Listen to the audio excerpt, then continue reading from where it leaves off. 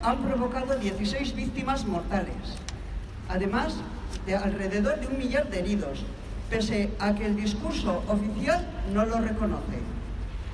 A día de hoy, familiares y allegados de 7 de cada 10 presos vascos en cárceles del Estado español deben realizar viajes de entre 2.200 y 1.200 kilómetros cada vez que quieren visitarlos.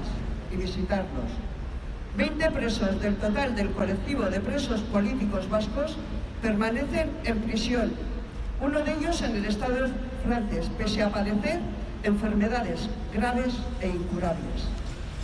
El Estado francés sigue rechazando la libertad condicional para los presos condenados a perpetuidad.